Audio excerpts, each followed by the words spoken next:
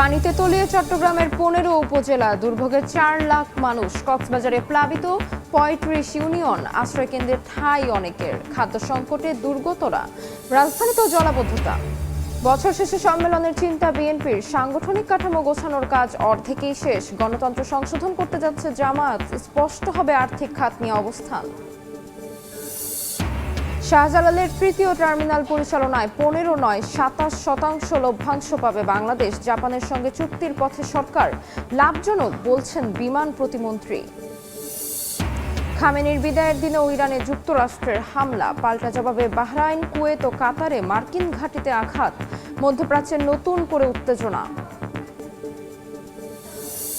এবং টানা তৃতীয়বার বিশ্বকাপের সেমিফাইনালে ফ্রান্স, কোয়ার্টারে মরক্কোকে হারালো ২-০ গোলে। মেসির সঙ্গে গোল্ডেন বুটের লড়াইয়ে এমবাপ্পে।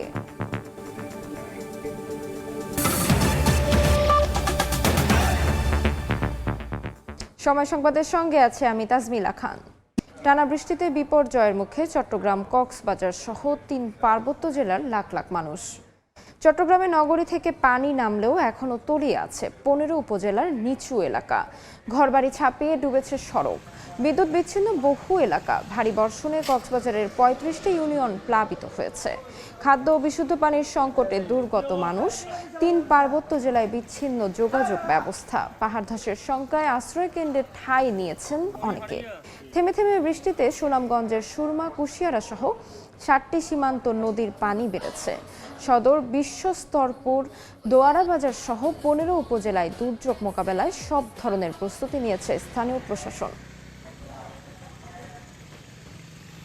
এই মুহূর্তে চট্টগ্রামের বাঁশখালীতে আছেন রিপোর্টার পার্থ প্রতিম বিশ্বাস, কক্সবাজারে আছেন সুজাউদ্দিন রুবেল, রাঙামাটিতে আছেন হেফাজত সবুজ এবং সুনামগঞ্জে আছেন হিমাদ্রি শেখর ভদ্র।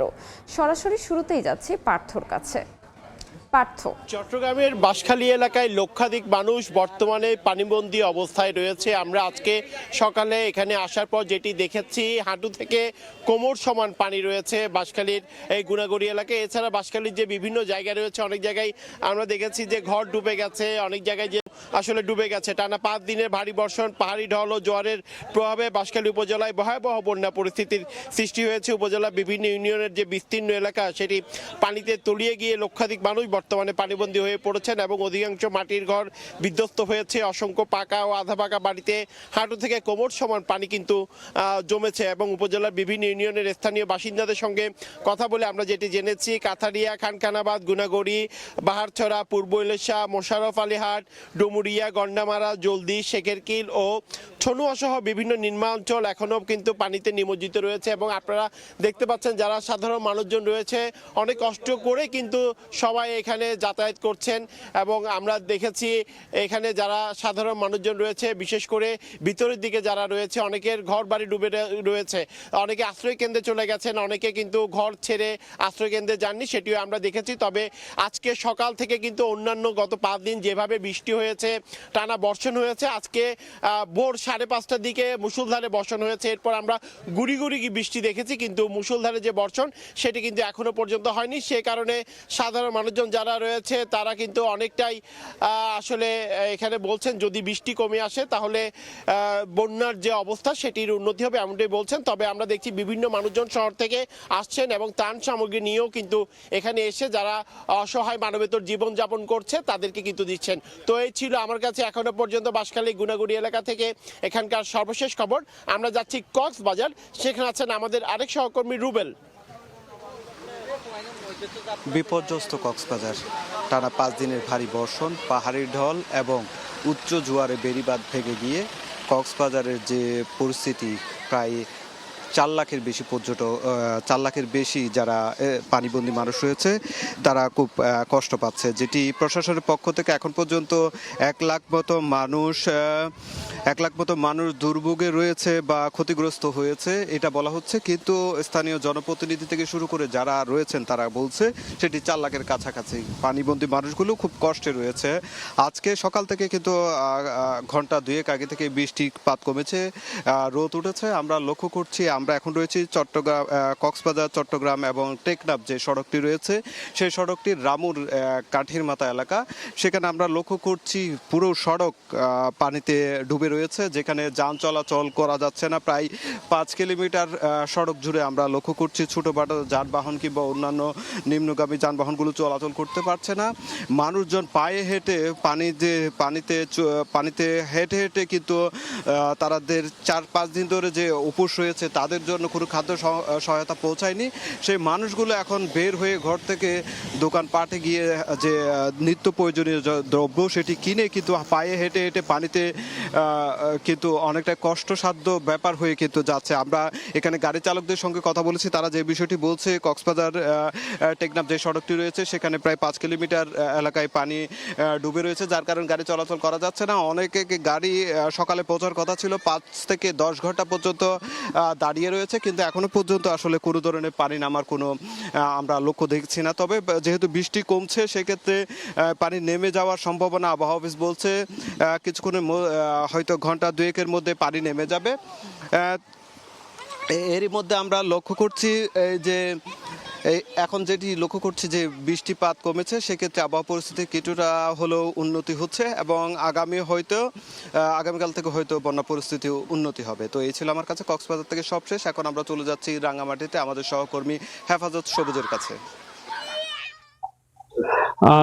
দীর্ঘ দিন পর আসলে রাঙামাটিতে অবশেষে দেখা দিয়েছে সূর্যের আলো। এখানে সকাল থেকে আসলে সূর্যের আলো দেখা দিয়েছে এবং বৃষ্টি হচ্ছে না। তবে আমরা একটু দেখানোর চেষ্টা করি এই দীর্ঘ 6 দিনের যে টানা বর্ষণ, সেই টানা বর্ষণে আসলে এখানকার আমরা এখন আছি হলো যে রাঙামাটি শিমুলতলী এলাকায়। এখানে দেখা যাচ্ছে যে এখানে যে সড়কটি ছিল সেই সড়কটি পাশের মাটি ধসে গেছে এবং সরু হয়ে গেছে এবং এখানে জেলা প্রশাসকের তথ্য মতে রাঙামাটিতে এমন ঝুঁকিপূর্ণ অবস্থা আছে হলো যে 28টি স্পট রয়েছে। এইসব স্পটে প্রায় 5,000-এর অধিক পরিবার বসবাস করে। এখানে আমরা একটু দেখানোর চেষ্টা করছি, যেটা হলো যে এই যে ধসে যাওয়া মাটি দেখা যাচ্ছে, সড়কের পাশে মাটি ধসে যাওয়ার তার নিচেই আসলে দেখতে পাচ্ছেন যে মানুষের বসত ঘর রয়েছে। তো এখন আজকে সারাদিন বৃষ্টিপাত না হবার কারণে আমরা আশ্রয়কেন্দ্রগুলোতে একটু খবর নিয়েছিলাম। সেসব জায়গা থেকে আসলে মানুষজন কিছুটা তাদের বাড়িঘর দেখার জন্য এখানে এসছে এবং তারা আবার পুনরায় আশ্রয়কেন্দ্রে ফিরে যাবেন, এমনটা আমাদেরকে প্রশাসনের পক্ষ থেকে জানানো হয়েছে। এই টানা বর্ষণের সবচেয়ে বেশি ক্ষতিগ্রস্ত হয়েছে হলো বাঘাইছড়ি উপজেলায়। সেখানে ত্রাণ কার্যক্রম চলছে। তো টানা 6 দিনে রাঙামাটিতে যে পাহাড় ধসের সংখ্যা ছিল, এই ছিল আমার কাছে তার সর্বশেষ। এখন সুনামগঞ্জের সংবাদ জানাবেন সহকর্মী হিমাদ্রি শেখর।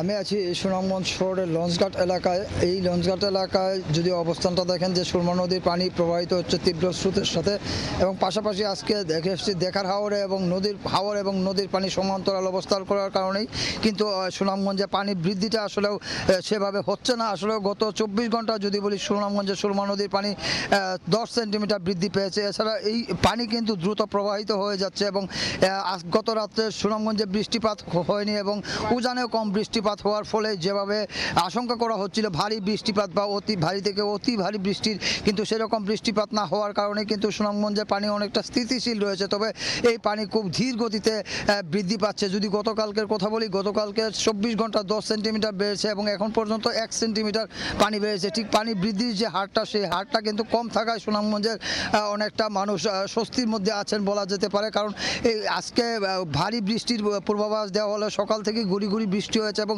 পাশাপাশি আমরা খোঁজ নিয়ে জেনেছি যে উজানেও রাতে তেমন বৃষ্টিপাত না হওয়ার কারণে সেভাবে পাহাড়ি ঢল নেমে আসেনি এবং এই বৃষ্টির ফলে কিন্তু সুনামগঞ্জে গত কয়েকদিনের বৃষ্টির ফলে সুনামগঞ্জ 7টি নদী অর্থাৎ সীমান্তবর্তী উপজেলা 7টি নদীতেই কিন্তু পাহাড়ি ঢল নেমেছে এবং সেই পাহাড়ি ঢলের পানি কিন্তু সুরমা এবং কুশিয়ারা দিয়েই মেঘনা হয়ে সাগরের দিকে ধাবিত হয় এবং যদি এই 7টি নদী সীমান্ত নদী দিয়ে যেভাবে পাহাড়ি ঢল আসছে এবং তারা লোকজন জানিয়েছেন যে এখন পর্যন্ত তাদের বাড়ি ঘরে পানি না উঠলেও যদি এভাবে আরও কয়েকদিন থাকে, অর্থাৎ যদি ভারী বর্ষণ বা উজানে আরও ভারী থেকে অতি ভারী বর্ষণ হয়, তাহলে কিন্তু সুনামগঞ্জের মানুষ বন্যায় প্লাবিত হবেন এবং তাদের দুর্ভোগের কথা বাড়তে পারে। তো এই ছিল সুনামগঞ্জের লঞ্চঘাট এলাকা থেকে পাহাড়ি ঢলের সবশেষ খবর। চট্টগ্রাম, কক্সবাজার, রাঙামাটি ও সুনামগঞ্জ থেকে সরাসরি যুক্ত ছিলাম। চট্টগ্রাম সহ দেশের 4 বিভাগের বন্যা দুর্গত এলাকাকে সর্বোচ্চ গুরুত্ব ও অগ্রাধিকার দিয়ে দ্রুত ত্রাণ সরবরাহ নিশ্চিত করতে সরকারের প্রতি আহ্বান জানিয়েছেন বিরোধী দলীয় নেতা ও জামায়াত আমির ডাক্তার শফিকুর রহমান। সকালে বাঁশখালীর বন্যা দুর্গত এলাকা পরিদর্শনে গিয়ে একথা বলেন তিনি। এ সময় বাঁশখালী, সাতকানিয়া ও চট্টগ্রামের বন্যা কবলিত এলাকায় ত্রাণ বিতরণ করেন। বাঁশখালী এলাকায় বন্ধ সুইচ গেট খুলে দেওয়ার দাবি জানিয়ে বলেন, এসব এলাকার দুঃখ দুর্দশা সরকারের কাছে তুলে ধরা হবে। জামায়াতের পক্ষ থেকেও যথাসাধ্য চেষ্টা করা হবে বলে জানান জামায়াতের আমির।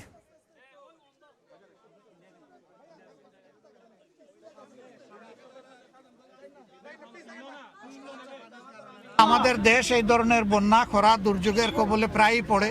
এখানে ধৈর্যটাই বড় বিষয়। সবাইকে ধৈর্য ধরতে হবে। দেশটা আমাদের সকলের। সরকার চাইলেও রাতারাতি সব দুঃখ দূর করতে পারবে না, কিন্তু সরকারের দায়িত্ব আছে। সরকার দায়িত্ব অস্বীকার করতে পারে না। এই জন্য সরকারের সর্বোচ্চ অগ্রাধিকার দিয়ে এখন যাতে বন্যা কবলিত এলাকা, বিশেষ করে 4টা বিভাগ, চট্টগ্রাম, তারপরে সিলেট, ময়মনসিংহ এবং রংপুর, এই 4টা বিভাগ বেশি ক্ষতিগ্রস্ত। আমরা সরকারের কাছে এখান থেকেই দাবি জানাচ্ছি যে সরকার যেন সর্বোচ্চ গুরুত্ব দিয়ে অগ্রাধিকার দিয়ে এই এলাকাগুলোকে দেখে। এদিকে বৃষ্টিতে রাজধানীর বিভিন্ন স্থানে জলাবদ্ধতা সৃষ্টি হয়েছে। এই মুহূর্তে কারওয়ান বাজারে আছেন শিমুল হোসেন, সরাসরি যাচ্ছে তার কাছে। শিমুল, তীব্র বৃষ্টি আর জলাবদ্ধতায় একেবারে নাকাল রাজধানীর কারওয়ান বাজারবাসী। দেখতে পাচ্ছেন এখানে আমি এখন আছি কারওয়ান বাজারের সবজি বাজারে। এখানে দেখছি যে সকাল থেকেই দফায় দফায়, ভোর থেকে দফায় দফায় বৃষ্টি হচ্ছে এবং এই বৃষ্টিতে কারওয়ান বাজারের সবজি বাজারে প্রায় হাঁটু পরিমাণ পানি। এবং হাঁটু পরিমাণ পানি শুধু নয়, কারওয়ান বাজারের সবজি বাজারের সবজির যে ঝুড়িগুলো দেখা যাচ্ছে যে ঝুড়ি থেকে সবজিগুলো কিন্তু ভেসে ভেসে উঠছে। তো সবজির বাজারের আজকে হচ্ছে সরবরাহ যদিও একটু কম রয়েছে, কিন্তু তারপরেও দামও কম রয়েছে। কারণ দাম হচ্ছে আজকের বাজারের সবজির বাজারের দাম একটু কমই দেখা যাচ্ছে, কারণ সরবরাহ কম এবং ক্রেতার সংখ্যা একেবারে কম। শুধু রাজধানী কারওয়ান বাজারেই না, আরও রাজধানীর বিভিন্ন এলাকায় কিন্তু অতিবৃষ্টিতে তলিয়ে গেছে এবং দফায় দফায় চূড়ান্ত বৃষ্টি হচ্ছে। এই বৃষ্টিতে রাজধানীর জনসাধারণের জীবন একেবারে অতিষ্ঠ। বিশেষ করে কারওয়ান বাজার এলাকায় যেহেতু আমি আছি, এখানকার ক্রেতা এবং বিক্রেতাদের সাথে কথা বলে জেনেছি যে এখানকার ড্রেনেজ ব্যবস্থাটা ভালো না থাকার জন্যই বেশি পরিমাণে বাজারে পানি জমে গেছে এবং এই পানির জন্য আজকে তেমন একটা ক্রেতা সমাগমই হয়নি এই কারওয়ান বাজারে। তাছাড়া মাছ বাজারের দিকে একটু লক্ষ্য করেছিলাম, সেখানেও আমরা ভোগান্তি দেখেছি এবং সাথে সাথে বাজারের মাছের দামও কিন্তু বেড়ে গেছে। আমরা আরও বেশ কিছু এলাকায় দেখেছি যেখানে পানির বিভিন্ন জায়গায় পানিতে তলিয়ে গেছে এবং শুধু পানিতে তলিয়ে যাওয়া নয়, পানিতে তলিয়ে যাওয়ার সঙ্গে সঙ্গে যদিও ছুটির দিন মানুষ বাজার হাট করতে পারছে না, ভোগান্তি চূড়ান্ত পরিমাণে বেড়ে গেছে। আর সেই সাথে যত বেলা বাড়ছে সঙ্গে সঙ্গে বৃষ্টির তীব্রতাও কিন্তু বাড়ছে। তো এই ছিল আমার কাছে কারওয়ান বাজার থেকে সবশেষ। কারওয়ান বাজার থেকে সরাসরি যুক্ত ছিলাম। এবার অন্য প্রসঙ্গ। দেশজুড়ে বিএনপির সাংগঠনিক কাঠামো গুছিয়ে আনার কাজ 50% শেষ হয়েছে। অসম্পূর্ণ কোনো কমিটি থাকলে সেগুলো পূর্ণাঙ্গ করতে তৃণমূলের সংশ্লিষ্ট নেতাদের নির্দেশনা দেওয়া আছে। সব গুছিয়ে নিয়ে চলতি বছরের শেষ নাগাদ সম্মেলনের কথা ভাবছে ক্ষমতাসীন দল। না হলে সম্মেলন পিছিয়ে যেতে পারে আগামী বছরের শুরুতে। বিস্তারিত মুরসালিন হক জুনায়েদের রিপোর্ট। তারেক রহমান সশস্ত্র চিত্রে শপথ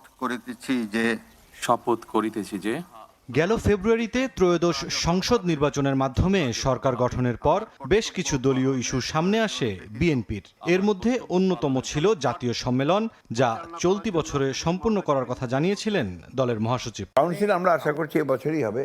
এমন পরিস্থিতিতে বিএনপির ভাইস চেয়ারম্যান শামসুজ্জামান দুদু জানান, পরিপূর্ণ সম্মেলন আয়োজনে তৃণমূল গুছিয়ে আনতে সারা দেশে এখন পর্যন্ত অর্ধেক কমিটি গঠনের কাজ সম্পন্ন হয়েছে। জাতীয় সম্মেলন মানে সর্বনিম্ন স্তরের ওয়ার্ড, ইউনিয়ন, জেলা, থানা, উপজেলায় এইগুলো সম্মেলন করা।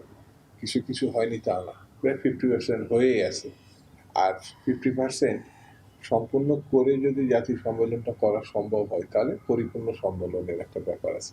আর বিএনপির সিনিয়র যুগ্ম মহাসচিব রুহুল কবির রিজভী জানিয়েছেন, সাংগঠনিক কার্যক্রম গুছিয়ে আনতে চলমান আছে দল গঠন ও পুনর্গঠনের কার্যক্রম। তৃণমূলের কমিটি গঠনে নজরদারি আছে কেন্দ্রের। যেগুলো অসম্পূর্ণ আছে সেগুলো সম্পূর্ণ করার জন্য যারা যে কমিটিগুলো দায়িত্বে আছে, থানা কমিটিটা জেলা দায়িত্ব আছে, ইউনিয়ন কমিটি বা পৌর কমিটিগুলো থানা দায়িত্বে আছে, এই দায়িত্ব তারা পালন করে যাচ্ছে। নেতারা বলছেন, সাংগঠনিক কার্যক্রম উঁচু নিচু ধারাবাহিকতায় চলমান থাকে, আর তাই চলতি বছর সম্মেলন আয়োজনে প্রয়োজন অনুকূল পরিস্থিতি। কাজ থেমে নেই, কাজ চলছে, সাংগঠনিক তৎপরতা অব্যাহত আছে, কিন্তু এটার স্পিড আপ ডাউন হয়তো কখনো খুব বেশি আপ হয়, কখনো একটু কমে যায়। যদি পরিস্থিতি অনুকূলে থাকে তাহলে এই বছরের শেষে, আর না হলে দেখা যাবে যে আগামী বছর প্রথম দিকে এটা হতে পারে। বিএনপির সহযোগী ও অঙ্গ সংগঠনগুলোর মধ্যে শুধুমাত্র যুবদলের পূর্ণাঙ্গ কমিটি ঘোষণা হয়েছে। এখনও অপেক্ষায় আছে ছাত্রদল, স্বেচ্ছাসেবক দল, মহিলা দল সহ উল্লেখযোগ্য ইউনিটগুলো। মুরসালিন হক জুনায়েদ, সময় সংবাদ, ঢাকা। উপদেষ্টা পরিষদ নামে সাংবিধানিক পদ সৃষ্টি করে গণতন্ত্র সংশোধন করতে যাচ্ছে বাংলাদেশ জামায়াতে ইসলামী। সময় সংবাদকে বিষয়টি নিশ্চিত করেছেন দলটির সেক্রেটারি জেনারেল মিয়া গোলাম পরোয়ার। বর্তমান আমিরের প্রায় অর্ধ যুগের নেতৃত্বে এই প্রথম ছোট বড় মিলিয়ে 14টি সংশোধনী আসতে চলেছে দলটির গণতন্ত্রে। মিয়া গোলাম পরোয়ার আরও জানান, আর্থিক খাত নিয়ে দলের অবস্থান আরও স্পষ্ট করা হবে এবারের গণতন্ত্রে। বিস্তারিত শফিক মুন্সির প্রতিবেদনে। 24-এর অভ্যুত্থান পরবর্তী নির্বাচনে দেশের দ্বিতীয় বৃহত্তম রাজনৈতিক দল হিসেবে আবির্ভূত হয়েছে বাংলাদেশ জামায়াতে ইসলামী। দলটির গঠনতন্ত্রে 7 বছর পর আসছে বেশ কিছু বড় সংশোধন। এতে নিয়ন্ত্রিত হতে যাচ্ছে দলের আর্থিক খাত। দলের সদস্য না হলেও সুযোগ মিলবে সাংবিধানিক বড় পদে আসীন হবার। দলীয় সূত্র বলছে, বর্তমান আমিরের অর্ধযুগের নেতৃত্বে এবারই প্রথম গঠনতন্ত্রে ছোট বড় মিলিয়ে প্রায় 14টি সংশোধনের সিদ্ধান্ত নিতে যাচ্ছে জামায়াত। দলটির গঠনতন্ত্রের 6ষ্ঠ অধ্যায়ের 68 নম্বর ধারায় নতুন উপধারা যুক্ত হয়ে নির্ধারিত হতে যাচ্ছে জেলা ও মহানগর আমিরদের অর্থ ব্যয়ের সীমা। এছাড়া একই অধ্যায়ে আরও পরিষ্কার করে বর্ণনা করা হবে দলটির আয়ের উৎস সম্পর্কে যাবতীয় তথ্য। সময় সংবাদকে গঠনতন্ত্র সংশোধনের বিষয়টি নিশ্চিত করেছেন দলটির সেক্রেটারি জেনারেল মিয়া গোলাম পরোয়ার। আমাদের একটা সংবিধান সংশোধন কমিটি আছে, সেই কমিটিতে প্রস্তাব নিতে হয়, সেটা যেতে হয় নির্বাহী পরিষদে, সবার কাছে পৌঁছেছি এবং অ্যাকর্ডিংলি 26 তারিখে এটা আলোচনা এসছে। শুধু আর্থিক খাত নয়, গঠনতন্ত্রের 3য় অধ্যায়ে নতুন উপধারা যুক্ত করে কেন্দ্রীয় সংগঠনের অধীনে সৃষ্টি করা হবে উপদেষ্টা পরিষদ। এই পরিষদের জন্য দলের সঙ্গে জড়িত নয়, কিন্তু বিভিন্ন ক্ষেত্রে অবদান রয়েছে এমন ব্যক্তিদের স্থান দেওয়া হতে পারে। এখন উপদেষ্টা পরিষদ গঠনের যে প্রস্তাবের কথা বলছেন, এসব অনেক প্রস্তাব তো আসে, এই জাতীয় প্রস্তাবও আমাদের এসেছে। এটা নিয়ে সুরার সদস্যদের মধ্যে প্রথম আলোচনাটা প্রাথমিক পর্যায়ে হয়েছে, আরও আলোচনা হবে। সবশেষ দলটির কেন্দ্রীয় মজলিসে শুরার সভায় গঠনতন্ত্র সংশোধনের ব্যাপারে সিদ্ধান্ত হয়েছে বলে জানান দলটির সেক্রেটারি জেনারেল মিয়া গোলাম পরোয়ার। শফিক মুন্সি, সময় সংবাদ, ঢাকা। সময় সংবাদে আরও থাকছে, রাজধানীর বংশালে বাসায় গ্যাস সিলিন্ডার বিস্ফোরণে একজন নিহত, দগ্ধ আরও একজন, বার্ন ইনস্টিটিউটে ভর্তি। এবার ফিফা বিশ্বকাপের খবর।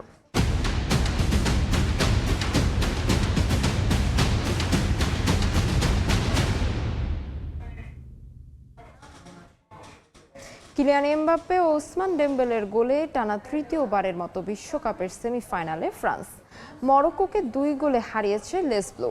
ফ্রান্সের জয় প্যারিসের সমর্থকদের মধ্যে উচ্ছ্বাস ও আনন্দের বন্যা। সেমিফাইনালেও জয় তুলে নিয়ে ফরাসিরা বিশ্বকাপের ফাইনাল খেলবে বলে প্রত্যাশা লেসব্লো সমর্থকদের। ফ্রান্স থেকে আরও জানাচ্ছেন মোহাম্মদ লুৎফর রহমান বাবু।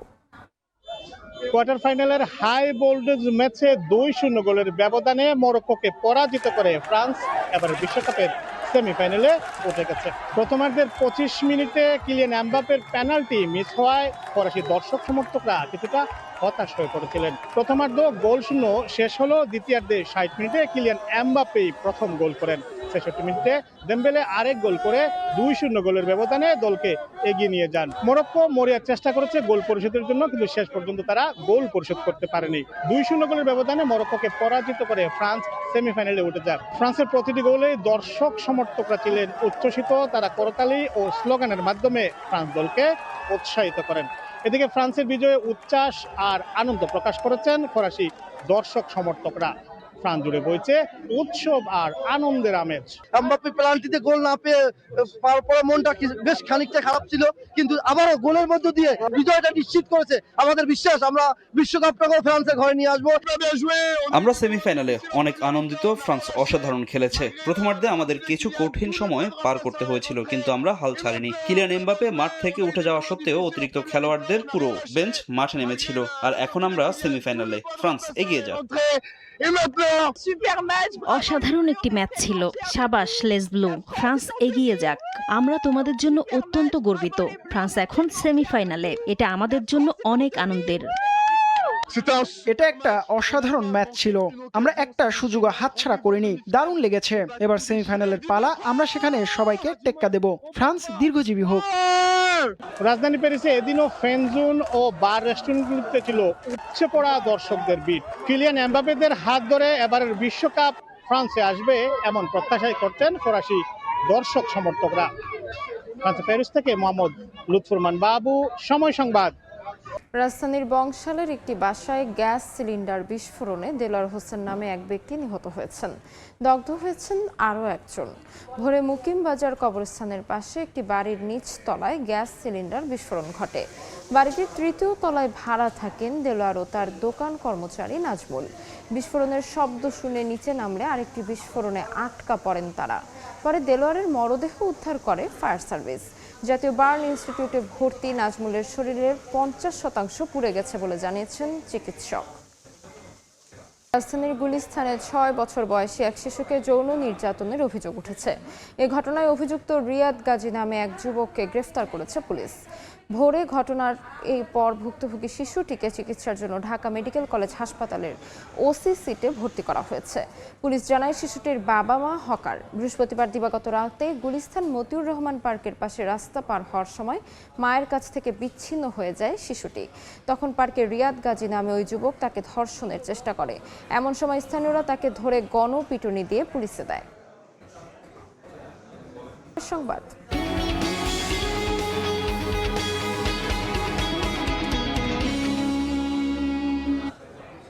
বিশাল জায়গার পাশাপাশি 22,000 কোটি টাকা বিনিয়োগ করেও আয়ের লভ্যাংশ মিলবে মাত্র 15%। শাহজালাল বিমানবন্দরের তৃতীয় টার্মিনাল পরিচালনার লভ্যাংশ নিয়ে জাপানের সঙ্গে এমনই অবাস্তব চুক্তি করেছিল আওয়ামী লীগ সরকার, যা দ্বিপাক্ষিক আলোচনার ভিত্তিতে 27% উন্নীত করেছে বিএনপি সরকার। এতে কিস্তি পরিশোধ সহ সরকার লাভজনক অবস্থায় থাকবে বলে জানিয়েছেন বিমান প্রতিমন্ত্রী। যদিও এই পরিমাণেও অসন্তোষ জানিয়ে আরও বৃদ্ধির দাবি খাত সংশ্লিষ্টদের। কাজল আব্দুল্লাহর রিপোর্ট।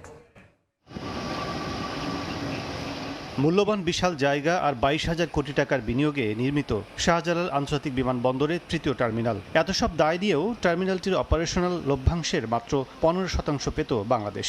ঋণ প্রদানকারী উন্নয়ন সহযোগী দেশকে টার্মিনাল পরিচালনার দায়িত্ব দেয়া হবে, আর সেখান থেকে নামমাত্র লভ্যাংশ পাওয়ার এমন অবান্তর চুক্তি করেছিল আওয়ামী সরকার। কিভাবে তারা কন্ট্রাক্টটা করেছিল যে 15% রেভিনিউ শেয়ার, তার পিপি মডেলে হয়েছিল, যেহেতু 15% কন্ট্রাক্ট করা ছিল। মন্ত্রণালয় জানায় বিএনপি সরকার গঠনের পর 2 দফা বৈঠক করে জাপানি কনসোর্টিয়ামের সঙ্গে দ্বিপাক্ষিক সম্পর্কের রেশ ধরে 2 বারে 12% বাড়িয়ে সবশেষ বাংলাদেশ পাবে 27%। 2 পর্বে একবার 22% পর্যন্ত দেওয়ার কথা ছিল, তারপরে আমরা আরও রিকোয়েস্ট করার পরে তাদেরকে কনভিন্স করে আমরা এটা 27% উন্নীত করতে পেরেছি। এদিকে বিশাল বিনিয়োগের বিপরীতে 1/3 কম লভ্যাংশ নিয়ে প্রশ্ন তুলেছেন বিশেষজ্ঞরা। যদিও নির্ধারিত হারেই কিস্তি পরিশোধের পাশাপাশি লাভজনক অবস্থায় থাকার কথা জানান প্রতিমন্ত্রী।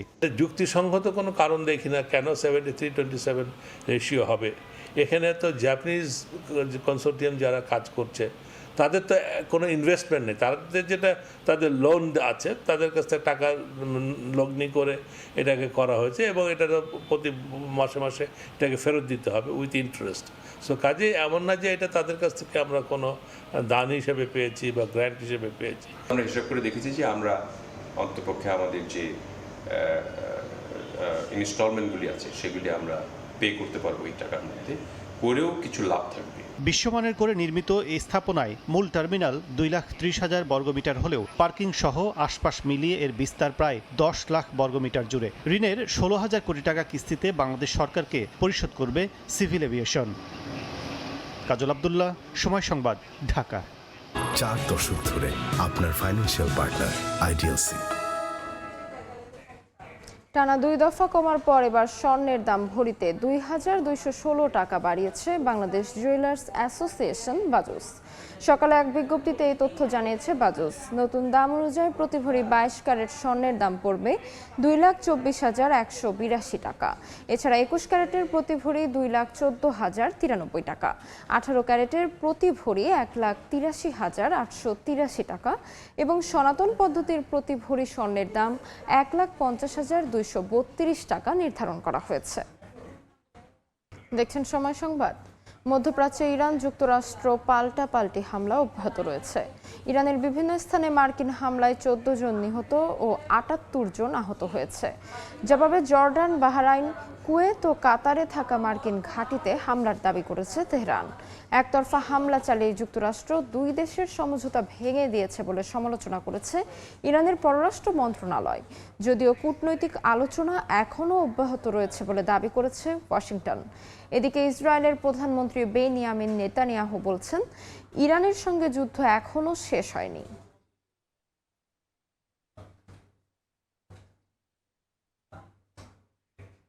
দেখছেন সময় সংবাদ, সঙ্গেই থাক। লাখো মানুষের অশ্রুসিক্ত বিদায় আর রাষ্ট্রীয় মর্যাদায় জন্মস্থান মাশহাদে চিরনিদ্রায় শায়িত হলেন ইরানের প্রয়াত সর্বোচ্চ ধর্মীয় নেতা আয়াতুল্লাহ আলী খামেনি।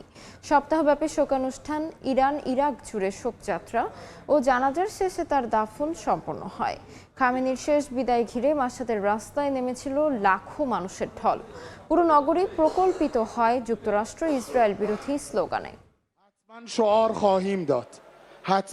শোক, আবেগ আর ধর্মীয় অনুভূতিতে বিদের শেষ অধ্যায়ের সাক্ষী হল মাশহাদ। জন্মস্থানের মাটিতে ইমাম রেজার পবিত্র মাজারে ইরানের প্রয়াত সর্বোচ্চ নেতা আয়াতুল্লাহ আলী খামেনির দাফন সম্পন্ন হয়। অশ্রুসিক্ত লাখো মানুষের অংশগ্রহণে তার শেষ জানাজার ইমামতি করেন ছেলে মোস্তফা খামেনি। পাশে ছিলেন আরও 2 সন্তান মেইসাম ও মাসুদ। তবে নতুন সর্বোচ্চ নেতা মোস্তফা খামেনিকে সেখানে দেখা যায়নি। প্রিয় নেতাকে শেষ বিদায় জানাতে মাশহাদের রাজপথে নামে মানুষের ঢল। কালো পোশাকে, হাতে ইরানের জাতীয় পতাকা। শোক আর প্রতিশোধের প্রতীক কালো ও লাল পতাকা, প্রয়াত নেতার প্রতিকৃতি এবং বিপ্লবী স্লোগান সম্বলিত ব্যানার নিয়ে শেষ বিদায়ে অংশ নেন লাখো মানুষ। এ সময় যুক্তরাষ্ট্র ও ইসরায়েল বিরোধী স্লোগান দিতেও দেখা যায় অনেককে। এর আগে সপ্তাহ জুড়ে রাষ্ট্রীয় শোক ও শেষ বিদায়ে নানা আনুষ্ঠানিকতার আয়োজন করে ইরান, যেখানে বিশ্বের বিভিন্ন দেশের রাষ্ট্রপ্রধান, সরকার প্রধান ও প্রতিনিধিরা অংশ নেন। এরপর পর্যায়ক্রমে খামেনির মরদেহ নেওয়া হয় তেহরান, কোম ও ইরাকের পবিত্র নগরী নাজাফ ও কারবালায়। গত 28 ফেব্রুয়ারি যুক্তরাষ্ট্র ও ইসরায়েলের হামলায় পরিবারের কয়েকজন সদস্য সহ নিহত হন আয়াতুল্লাহ আলী খামেনি। শেষ ইচ্ছা অনুযায়ী জন্মস্থান মাশহাদের ইমাম রেজার মাজারের পাশেই তাকে চিরনিদ্রায় শায়িত করা হয়েছে। নাসরিন রুমি, সময় সংবাদ। এ পর্যায়ে শীর্ষ সংবাদগুলো জানিয়ে দিচ্ছি আরেকবার। পানিতে তলিয়ে চট্টগ্রামের 15 উপজেলা, দুর্ভোগে 4 লাখ মানুষ। কক্সবাজারে প্লাবিত 35 ইউনিয়ন, আশ্রয় কেন্দ্রে ঠাঁই অনেকের। খাদ্য সংকটে দুর্গতরা, রাজধানীতেও জলাবদ্ধতা। বছর শেষে সম্মেলনের চিন্তা বিএনপির, সাংগঠনিক কাঠামো গোছানোর কাজ অর্ধেকেই শেষ। গণতন্ত্র সংশোধন করতে যাচ্ছে জামায়াত, স্পষ্ট হবে আর্থিক খাত নিয়ে অবস্থান। এবং শাহজালালের 3য় টার্মিনাল পরিচালনায় 15 নয় 27% লভ্যাংশ পাবে বাংলাদেশ। জাপানের সঙ্গে চুক্তির পথে সরকার, লাভজনক বলছেন বিমান প্রতিমন্ত্রী।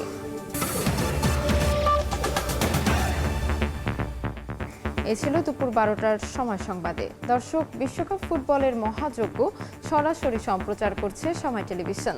দেখতে চোখ রাখুন সময়ের পর্দায়। এরপর খেলার সময় নিয়ে আসছে কিছুক্ষণ পর। সঙ্গে থাকুন সময়ে।